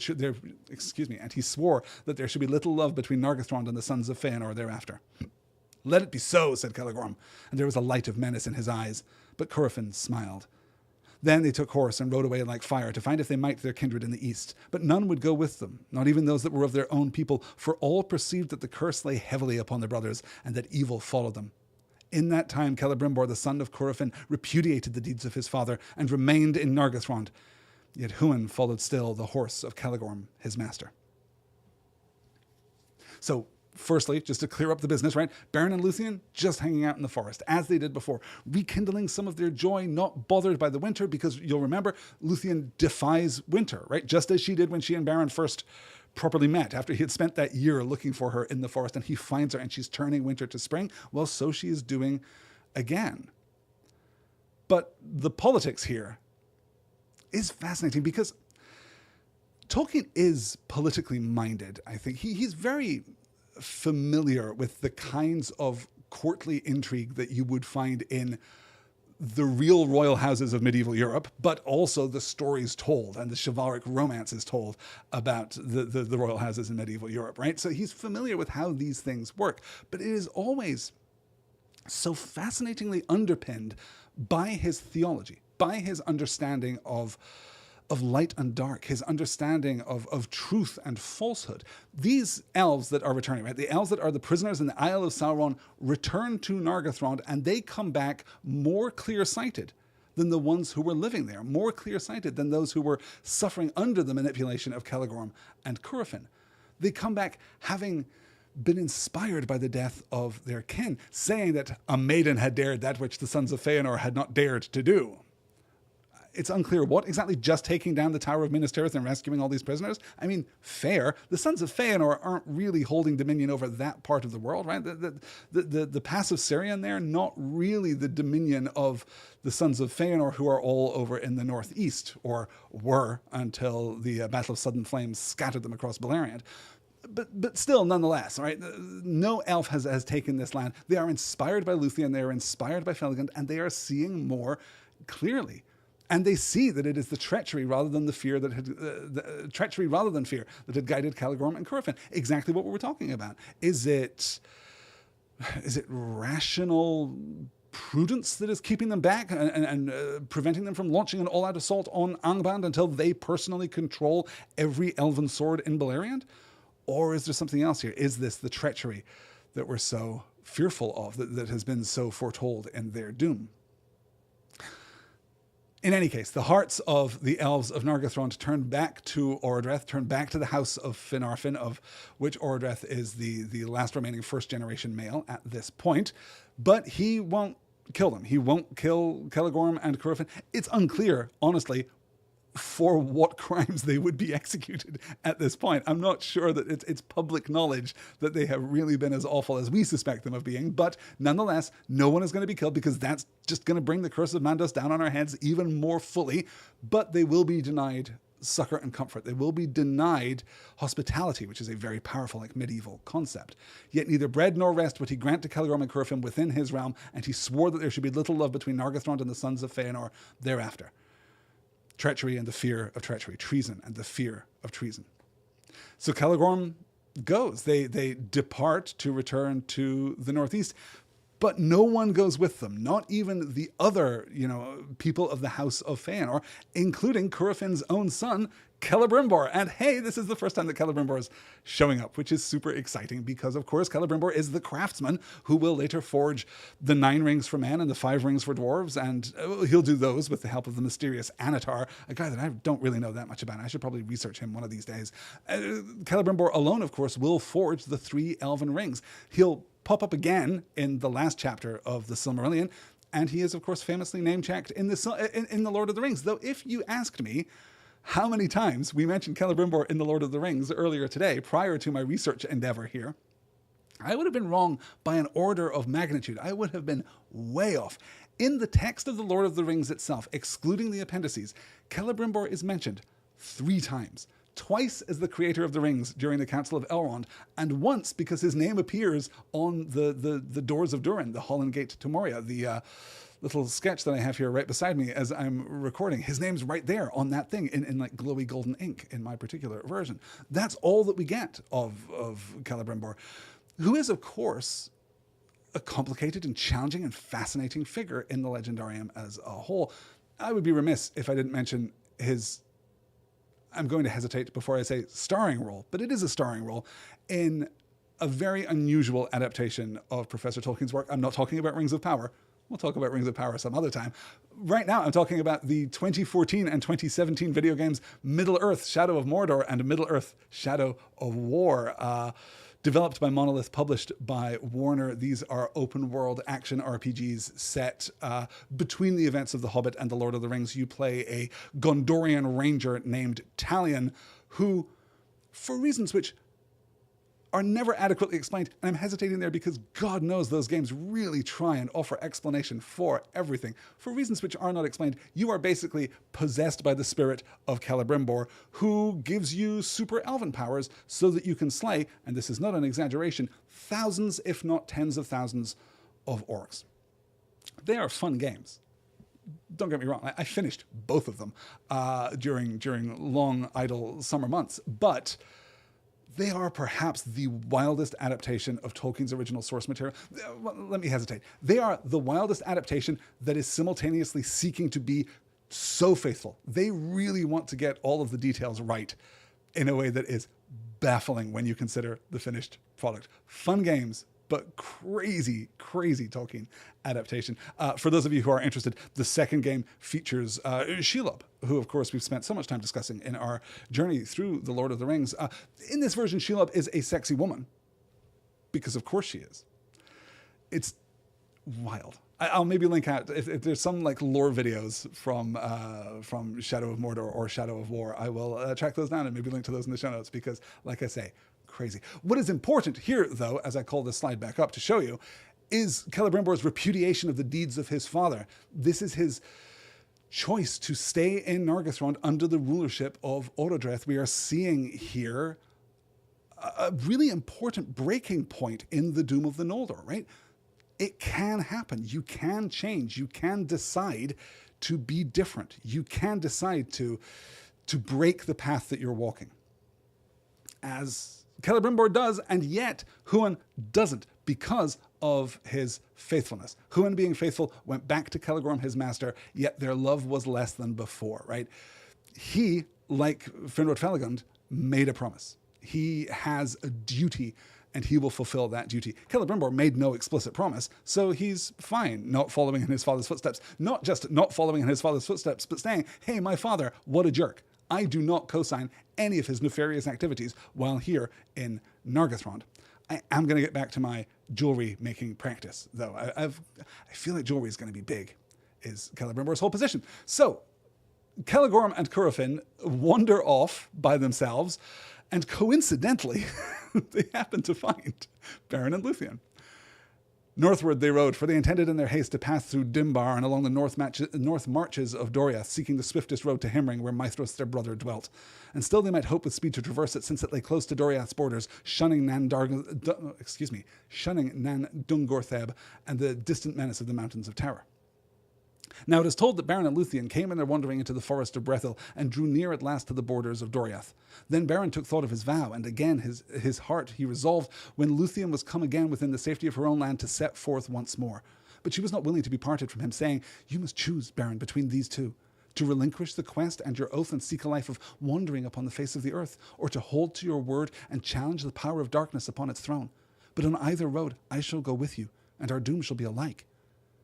Even as they spoke together of these things, walking without heed of aught else, Celegorm and Curufin rode up, hastening through the forest, and the brothers espied them and knew them from afar. Then Celegorm turned his horse and spurred it upon Beren, purposing to ride him down. But Curufin, swerving, stooped and lifted Lúthien to his saddle, for he was a strong and cunning horseman. Then Beren sprang from before Celegorm, full upon the speeding horse of Curufin that had passed him, and the leap of Beren is renowned among men and elves.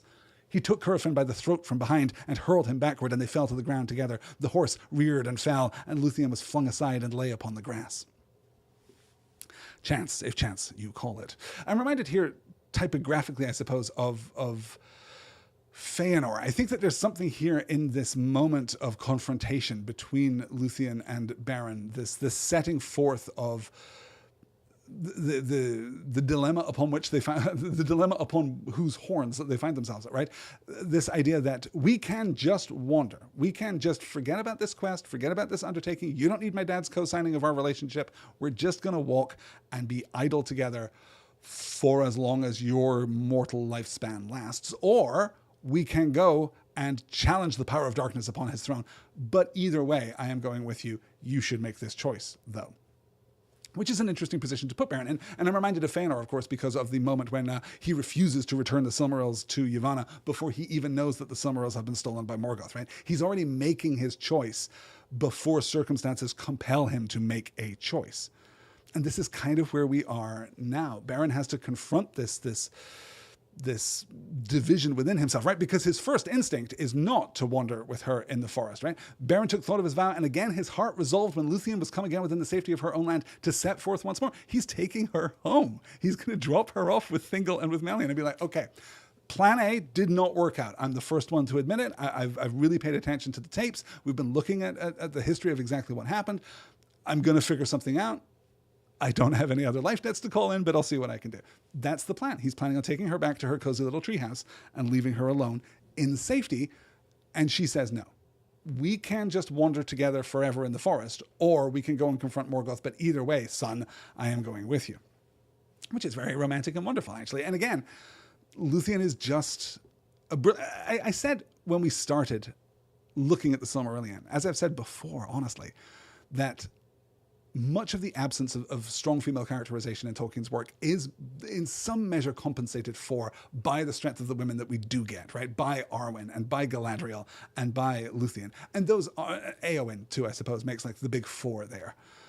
But there are also, I've been so delighted to find, Arathel came out of nowhere for me in this reading, and she's so interesting and challenging and tragic, right? Her story is a much sadder story for sure, but still fascinating nonetheless. But nobody touches Lúthien. I think Lúthien is just so fully rendered as a hero in her own right, in a way that Galadriel is, but you've kind of got to want it, and Éowyn is, but you've got to kind of navigate some of her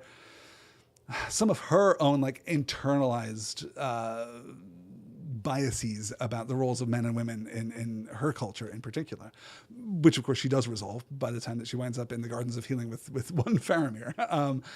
But Lúthien really does stand apart, and I love this power of self-determination and mutual self-determination that she's embraced here. They are going to set their road, their path together. He doesn't have to be bound by this oath that he took, by this promise that he made, but if he's going to be, then they're going to be bound together.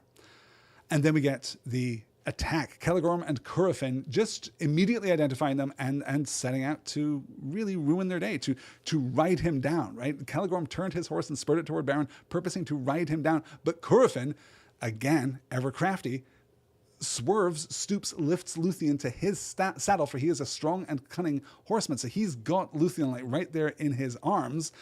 And Beren is before Celegorm. Celegorm is speeding toward him in that moment.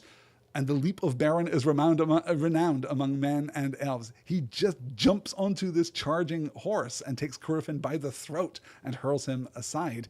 And all three go down. The horse reared and fell, but Lúthien was flung aside and lay upon the grass. But this conflict is not over. Then Beren throttled Curufin, but death was near him, for Celegorm rode upon him with a spear. In that hour, Huan forsook the service of Celegorm and sprang upon him so that the horse swerved aside and would not approach Beren because of the terror of the great hound. Celegorm cursed both hound and horse, but Huan was unmoved. Then Lúthien rising forbade the slaying of Curufin, but Beren despoiled him of his gear and his weapons and took his knife Angrist.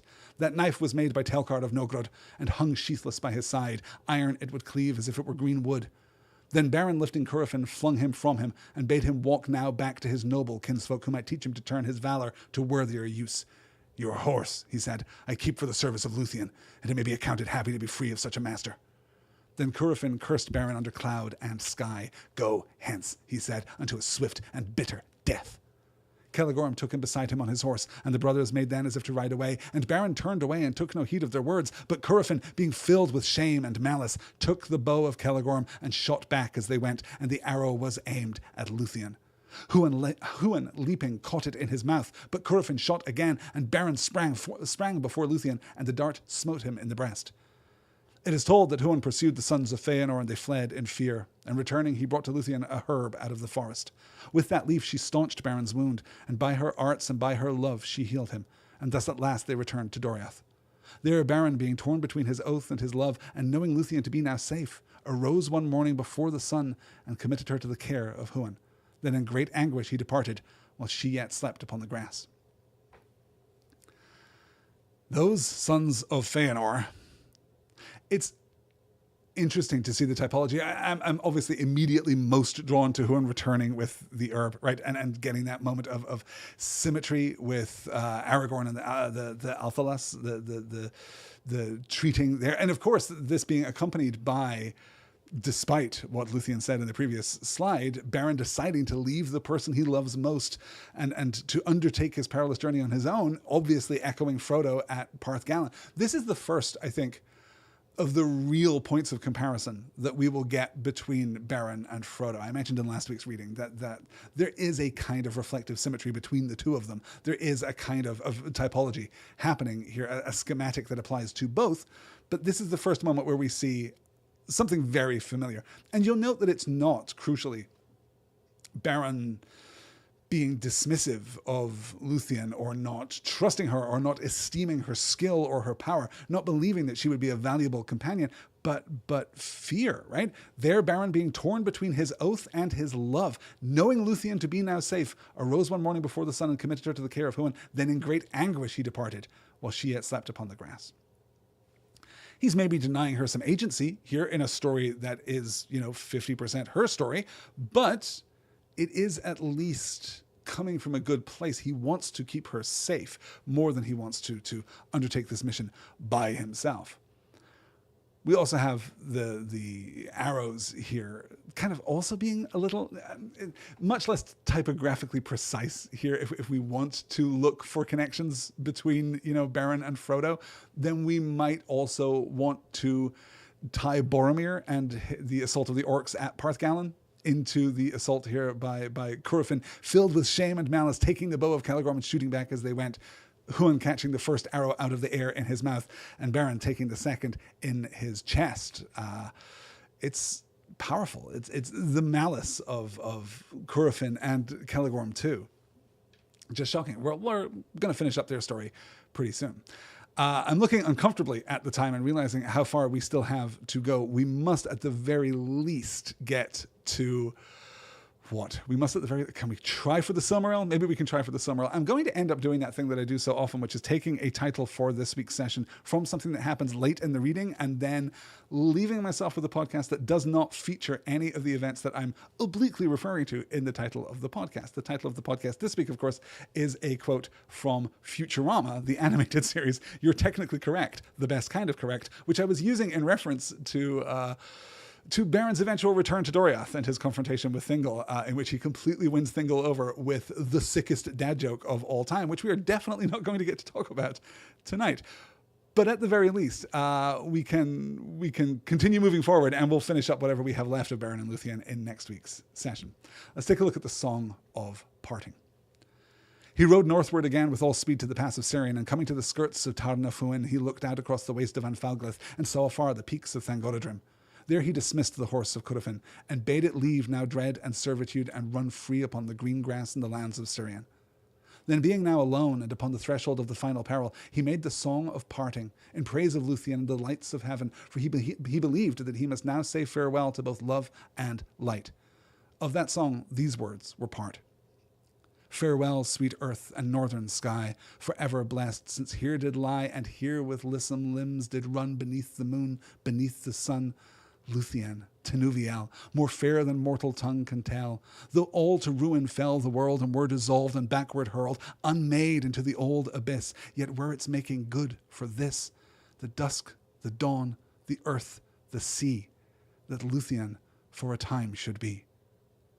And he sang aloud, caring not what ear should overhear him, for he was desperate and looked for no escape. Desperate and looking for no escape. Sounds a lot like someone who is fey to me. The idea here that Beren is holding to the word of his promise to Thingol, right? The taking up of the challenge that Thingol lays before him. Oh, you want to marry my daughter? Just bring me a Silmaril from the crown of Morgoth, why don't you? The idea that he is holding to that oath, even though he has faced this impossible, arduous conflict with Sauron, even though he has been imprisoned, even though he has witnessed the death of Finrod Felagund firsthand, and he has been so grieved by all that has happened, he is still completely resolved. And it's not that he thinks there's hope. He sings this song now, right? He rides the horse all the way to the Anfalglith, all the way to the choking wastes here of dust and desert south of Thangorodrim, following the rush of fire at the Battle of Sudden Flame. He rides all the way there and then releases the horse. Bade it now leave dread and servitude and run free upon the green grass in the lands of Sirion. Just lets it go, kind of Bill the Pony style, right?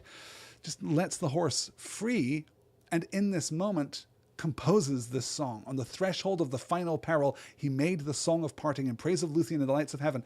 And why does he do this? Why does he sing this song? Is it to bolster his courage? Is it to just kind of give a little swagger as he crosses the Anfaglath all the way to Thangorodrim and Angband?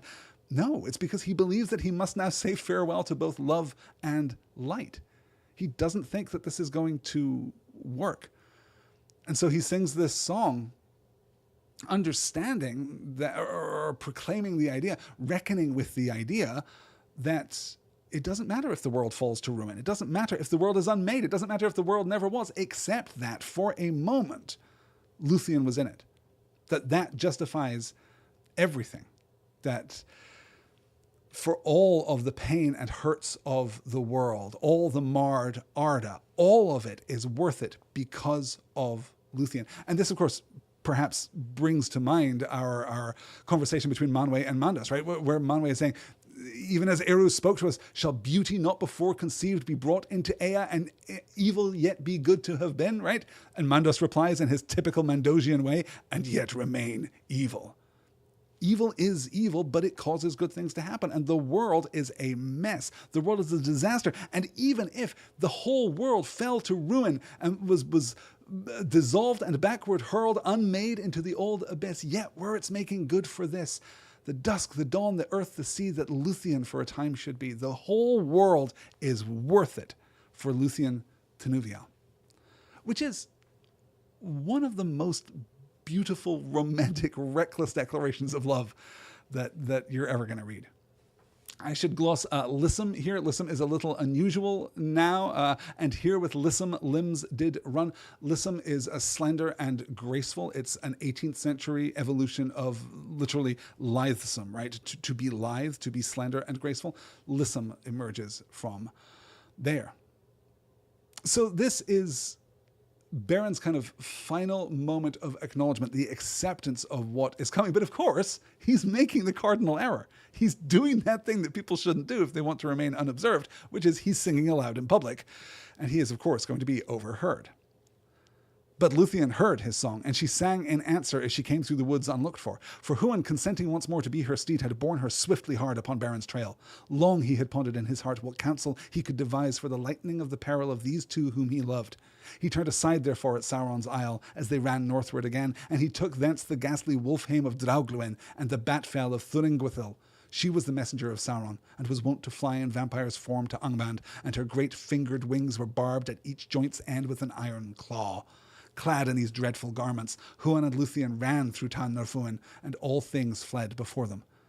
Beren, seeing their approach, was dismayed, and he wondered, for he had heard the voice of Tinuvial, and he thought it was now a phantom for his ensnaring.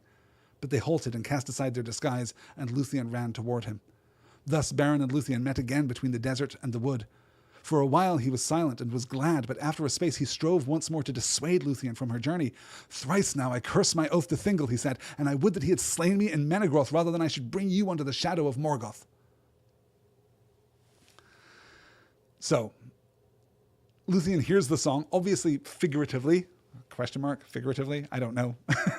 She hears it from a great distance and chases after, right? She's once again riding, consenting once more to be her steed. Huan is bearing her north, and Huan is the one who is trying to figure out what to say. He's trying to figure out how to give counsel, what counsel he could devise for the lightening of the peril of these two whom he loved. And maybe when you can only speak 3 times in your life and you've already spent one of them, you kind of weigh the remaining 2 very carefully. You really want to be sure of what you say before you start to speak. But instead of speaking, he has a plan here. He's going to speak in just a moment. We'll get to that in the next line. But he has a plan. He turned aside, therefore, at Sauron's isle as they ran northward again, and took thence the ghastly wolf-hame of Draugluin. He takes the skin of the great blue wolf that he fought and slayed earlier, and the bat-fell of Thuringwithil, which this is such an interesting introduction into the story at this point, right? Thuringwithil, a servant of Sauron who by implication could transform herself into a bat. Thuringwithil directly translates as woman of secret shadow, and it is weird that she is not foreshadowed anywhere in the text. We're also oddly dispensing with the cloak of Lúthien, right? That Lúthien can pass basically unseen if she needs to, but here instead she is shrouded in the batfell, right? Literally the skin and wings of Thuringwithil. And so clad in these dreadful garments, as it says, Huan and Lúthien ran through Town of Fuin, and all things fled before them. And Beren thinks, no, what is this that is chasing after me? That looks like a dog wearing a wolf and a woman wearing another woman who is also a bat. But he wondered, for he had heard the voice of Tinuviel, and he thought it was now a phantom for his ensnaring. Hey, we remember how the story of Barahir's men turned out back in Dorthonion. But they halt, they put aside their disguises, they catch up. How's it been? I rode a horse up here, it was pretty good. How about you? Oh, I rode a dog up here, pretty good. They just catch up. And Beren is just being torn apart by this, I suspect, right? Thrice now I curse my oath to Thingol, and I would that he had slain me in Menegroth, rather than I should bring you under the shadow of Morgoth. I know how bad things get when you're captured by the foe. You weren't with Finrod when he clawed and bit a wolf to death and then died in my arms, right? I have seen the awfulness of this up close, and I don't want that for you. But now is the moment that Huan chooses to use his second speech. Then for the second time Huan spoke with words, and he counseled Beren, saying, "From the shadow of death you can no longer save Lúthien, for by her love she is now subject to it. You can turn from your fate and lead her into exile, seeking peace in vain while your life lasts. But if you will not deny your doom, then either Lúthien, being forsaken, must assuredly die alone, or she must with you challenge the fate that lies before you, hopeless, yet not certain. Further counsel I cannot give, nor may I go further on your road. But my heart forebodes that what you find at the gate I shall myself see. All else is dark to me, yet it may be that our three paths lead back to Doriath, and we may meet before the end." Then Beren perceived that Lúthien could not be divided from the doom that lay upon them both, and he sought no longer to dissuade her. By the counsel of Huan and the arts of Lúthien, he was arrayed now in the hame of Draugluin, and she in the winged fell of Thuringwithil. Beren became in all things like a werewolf to look upon, save that in his eyes there shone a spirit grim indeed but clean, and horror was in his glance, as he saw upon his flank a bat-like creature clinging with creased wings. Then howling under the moon he leapt down the hill, and the bat wheeled and flittered above him. New disguises. Let's try new disguises. More disguises. The orcs didn't work out so well, so let's try wolf and bat, which you can definitely buy at Party City in advance of Halloween.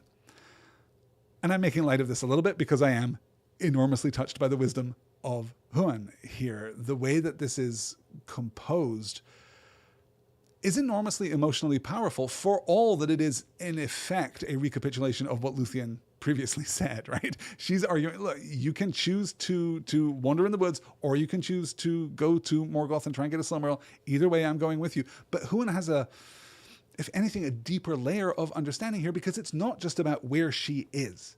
It is also about the doom that applies to her, the doom that has befallen her. For if you will not deny your doom, then either Lúthien, being forsaken, must assuredly die alone, or she must with you challenge the fate that lies before you, hopeless, yet not certain. There is a little hope, perhaps. And then, further counsel I cannot give, nor may I go further on your road. I can't come with you. I can't do this part with you. But simultaneously, I have this fear, I have this knowledge in my heart that whatever you find at the gate of Angband, I am also going to have to face at some point. And that seems bad. That doesn't seem like particularly since I'm not going with you right now, that doesn't seem like a good ending for anyone. All else is dark to me, yet it may be that our three paths lead back to Doriath, and we may meet again before the end. Huan is just great. I myself, I should probably say, for the public record here, I myself, not really a dog guy, not really an animal guy. Honestly, I prefer books. But I will say that Huan really works for me on the page here far better than any animal companion you dare to name from a Disney movie. In this particular instance, I will say categorically that Tolkien has exceeded the works of Walt Disney. Let's get to the gates of Angband and introduce that thing which Huan is even now foreseeing, the Red Maw in Sindarin Carcharoth. They passed through all perils until they came with the dust of their long and weary road upon them to the drear dale that lay before the gate of Angband. Black chasms opened beside the road, whence forms as of writhing serpents issued. On either hand, the cliffs stood as embattled walls, and upon them sat carrion fowl crying with foul voices. Before them was the impregnable gate, an arch wide and dark at the foot of the mountain. Above it reared 1,000 feet of precipice. There dismay took them. For at the gate was a guard of whom no tidings had yet gone forth. Rumour of he knew not what designs abroad among the princes of the elves had come to Morgoth, and ever down the aisles of the forest was heard the baying of Huan, the great hound of war, whom long ago the Valar unleashed. Then Morgoth recalled the doom of Huan, and he chose one from among the whelps of the race of Draugluin, and he fed him with his own hand upon living flesh, and put his power upon him. Swiftly the wolf grew, until he could creep into no den, but lay huge and hungry before the feet of Morgoth. There the fire and anguish of hell entered into him, and he became filled with a devouring spirit, tormented, terrible, and strong. Carcharoth, the red maw he is named in the tales of those days, and Anfauglir, the jaws of thirst. And Morgoth sent him to lie unsleeping before the doors of Angband, lest Huan come. So Morgoth takes the pup of Draugluin, previously conquered, now being worn as a coat of sorts by Beren, and Morgoth does what he does best. He invests his power into Carcharoth. He makes him huge and hungry. And Fauglir, as glossed, is the jaws of thirst. Here, right, connected to the desert that we just crossed, the Anfauglith, the gasping dust, this endless thirst within Carcharoth here. So he's just laying, unsleeping, this vast wolf before the doors of Angband. And I'm looking now at the time, and I'm looking now at my slides, and I think we can do 2 more. Let's do 2 more slides. And hey, what do you say we go get a Silmaril? That seems like a perfect stopping point for tonight.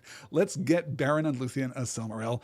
But first, we need to find our way in. Disguises never work. Now, Carcharoth espied them from afar, and he was filled with doubt, for news had long been brought to Angband that Draugluin was dead. Therefore, when they approached, he denied them entry and bade them stand, and he drew near with menace, scenting something strange in the air about them. But suddenly some power, descended from of old from divine race, possessed Lúthien, and casting back her foul raiment, she stood forth, small before the might of Carcharoth, but radiant and terrible. Lifting up her hand, she commanded him to sleep, saying, "O woe-begone spirit, fall now into dark oblivion, and forget for a while the dreadful doom of life." And Carcharoth was felled, as though lightning had smitten him. Then Beren and Lúthien went through the gate and down the labyrinthine stairs, and together wrought the greatest deed that has been dared by elves or man. For they came to the seat of Morgoth in his nethermost hall, that was upheld by horror, lit by fire, and filled with weapons of death and torment. There Beren slunk in wolf's form beneath his throne, but Lúthien was stripped of her disguise by the will of Morgoth, and he bent his gaze upon her. She was not daunted by his eyes, and she named her own name, and offered her service to sing before him after the manner of a minstrel. Then Morgoth, looking upon her beauty, conceived in his thought an evil lust, and a design more dark than any that had yet come into his heart since he fled from Valinor. Thus he was beguiled by his own malice, for he watched her, leaving her free for a while, and taking secret pleasure in his thought. Then suddenly she eluded his sight, and out of the shadows began a song of such surpassing loveliness, of such blinding power, that he listened perforce, and a blindness came upon him, and his eyes roamed to and fro, seeking her. So, obviously the disguises aren't going to work. Now, they didn't know that Carcharoth was going to be waiting by the gate, but there is something, borderline distasteful about Beren wearing the skin of Carcharoth's father as he approaches the gates of Angband, and obviously Carcharoth is a little suspicious about this whole thing, for news had long been brought to Angband that Draugluin was dead. So he approaches them, he challenges them, and then Lúthien, possessed, suddenly some power descended from of old from divine race, possessed Lúthien, and casting back her foul raiment, she stood forth small before the might of Carcharoth, but radiant and terrible. What does that remind us of? Small before the might of Carcharoth, but radiant and terrible. If you're thinking of Fingolfin standing before Morgoth, right, lit like ice as he challenges Morgoth in single combat, right here, by the way, right before the gates of Angband, then I'm thinking of the same thing. I'm also thinking of Fingolfin standing against Morgoth, and I think you're very smart and perceptive for making that comparison. Where does this power come from? Well, I mean, the use of the word divine, right? Descended from of old from divine race. I think we're not stretching too far necessarily to believe that this is this is her mother's gift, right? This is something that comes to Lúthien from Melian. And when we're thinking of the power of sleep and how it's manifested here, "O woe-begotten spirit, fall now into dark oblivion and forget for a while the dreadful doom of life," this is not an assault. This is not a curse. This is a release. This is a mercy that is being exhibited here. And we'll remember that Melian, prior to going to Middle-earth and hanging out in the forest waiting for Thingol to show up, she worked in the gardens of Lúthien. She worked in the healing gardens where you can sleep, as the aforementioned Meriel Cindere did, right? As Feanor's mom did. You can sleep there and be healed. And that seems to be the gift that Lúthien in this moment is giving to Carcharoth. Lifting up her hand, she commanded him to sleep, saying, "O woe-begotten spirit, fall now into dark oblivion and forget for a while the dreadful doom of life." Woe-begotten, oftentimes used as an insult, right? You are begotten by woe and sadness and misery, but that is literally true of Carcharoth, who is taken and twisted and tormented by Morgoth, grown into this exceptional size, grown into this exceptional evil, has kindled within him this unslakable thirst, this desire, this need, this hunger, this want, this fury. He has been turned into something unholy by Morgoth. And here Lúthien is channeling, it seems to me, the power of her mother learned in the gardens of Lúthien to encourage Carcharoth to sleep.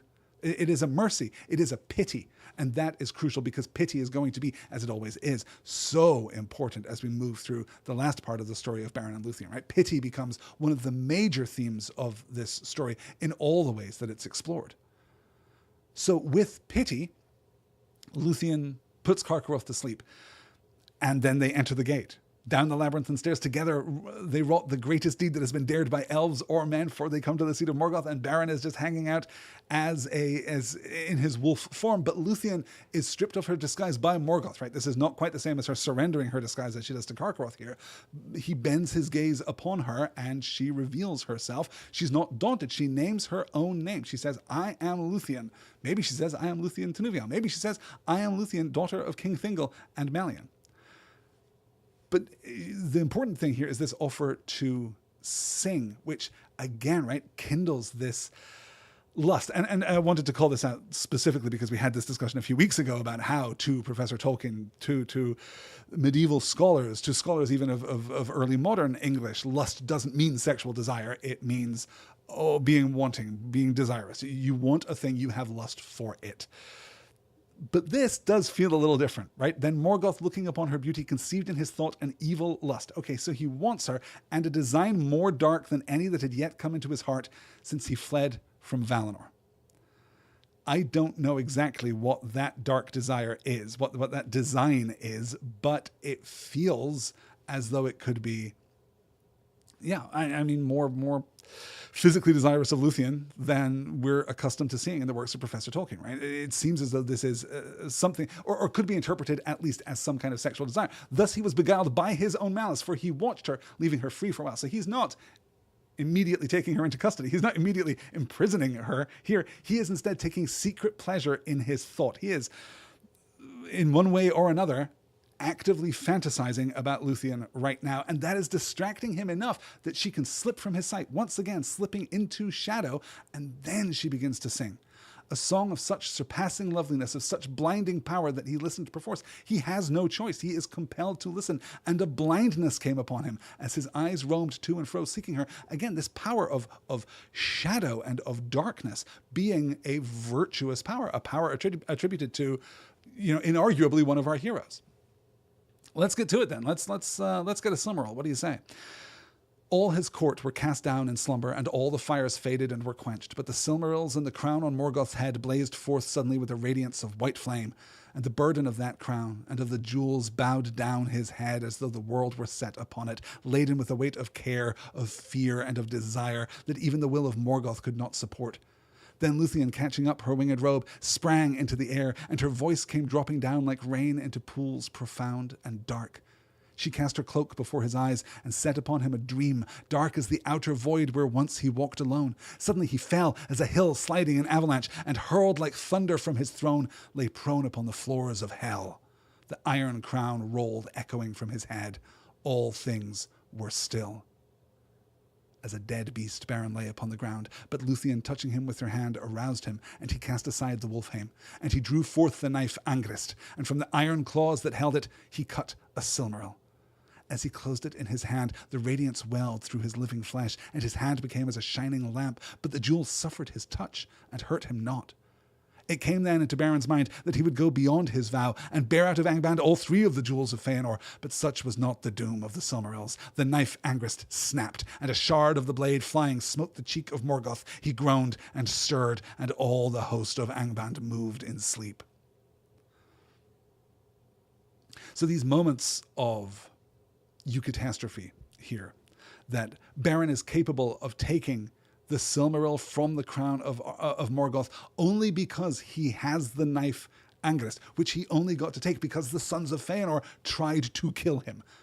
That's exactly the kind of calamity, that is the kind of catastrophe, right? That leads to these moments of intercessory grace. Things unfold as they ought, fundamentally, even though the suffering in the moment may be unpleasant, may be fully awful.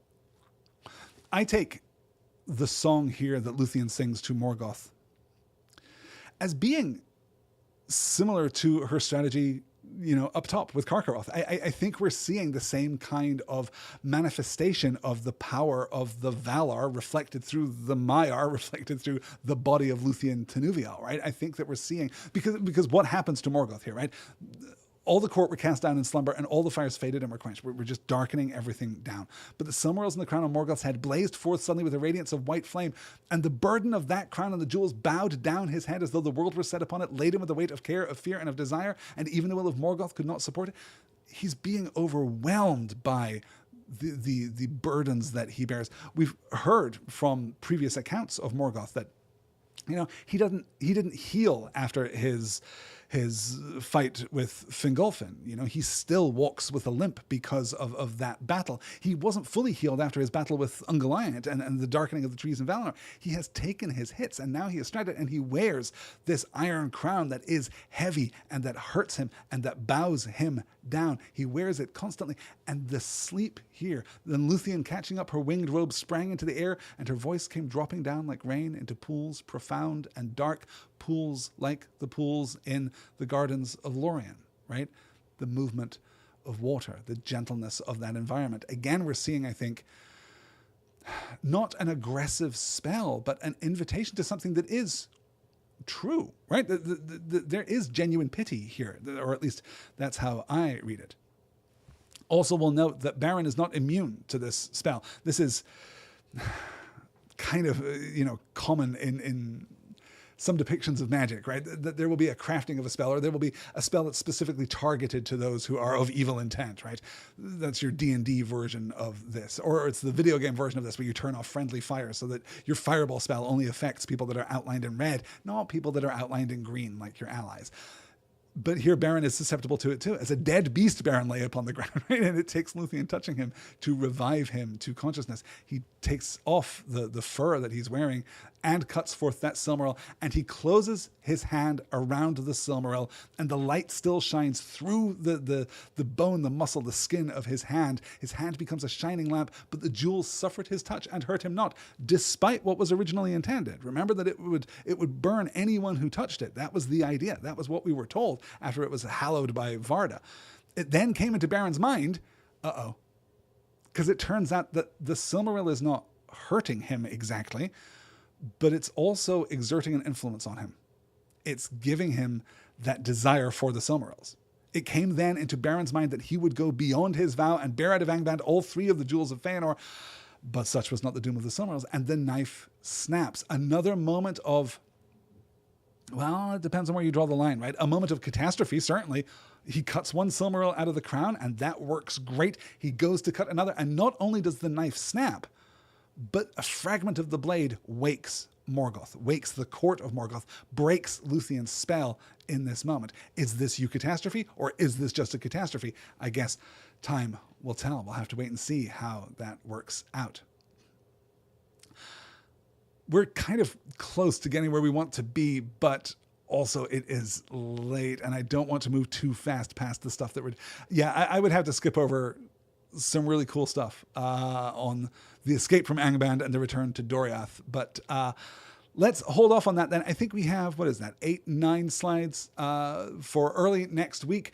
So I think that's where we'll call it for this evening. Glad Rebecca, Glorf and David, thank you so much for hanging out with me this evening. Thank you so much to the other people who are watching live and are not joining in the chat. If you're ever watching live and you're not joining in the chat, feel free to join in the chat. You can just hop in. Everyone is friendly. Everyone is lovely. You can go and say hi and ask your questions, make your comments, do whatever it is that you want to do. I can't promise to answer everything, particularly if I have a lot to talk about and the chat is moving pretty quickly, but I do try and keep up with it even as we're moving through the live session. Thank you so much for hanging out with me. Thank you so much for your support, dear listener at home. If you head on over to patreon.com/nextword, not only can you find a whole bushel full, you can find hours and hours and hours and hours of other podcasts in which I am talking about things. You can find a show that I'm really enjoying. We are now, I think, 12 episodes deep into our weekly kind of wrap-up show of the weekend. It's kind of a weird show where we just talk without any kind of plan or particular agenda about the events of the week. That's Elizabeth and myself have a show called Made It Through Monday, which we release every Monday evening or as close to Monday evening as we can manage given our very complicated schedules. Next week, we're going to finish up Beren and Lúthien for real, and then we're going to move on to Chapter 20, the Battle of Unnumbered Tears, the Nirnaeth Arnodiad. The following week, we're going to then study the story of Turin Turambar, and then on the 29th, we'll close out the month of May with a discussion of hopefully 2 chapters. We're going to try and hit 2 chapters that week. We're going to try and cover the ruin of Doriath and the fall of Gondolin, the fabled and famous fall of Gondolin. We'll see how it works out when we get there. The schedule's still a little soft, but we're still planning on being done with this, within the next 7 weeks there or thereabouts. As I say, a bonus Q&A episode will be coming because you're all far too brilliant for me to address all of your questions and thoughts as we move through these live sessions. So maybe one more to wrap up, maybe next week, maybe the following week. We'll see how that goes. If you want to get in touch with me, starsandswordspod@gmail.com, or use that contact form over at starsandswords.com, where you can also, I think, find links to Blue Sky, which is basically the only social media platform that I am now using. I'm saying that skeptically because I also still dip into Instagram from time to time, and also I'm not sure the link to the Blue Sky is over on the website. I will take care of that hopefully before this podcast is posted. We'll see how that goes. That is going to do it for this week. Thank you all so much for listening. I will talk to you all again soon. Until then, take care. Good night, all.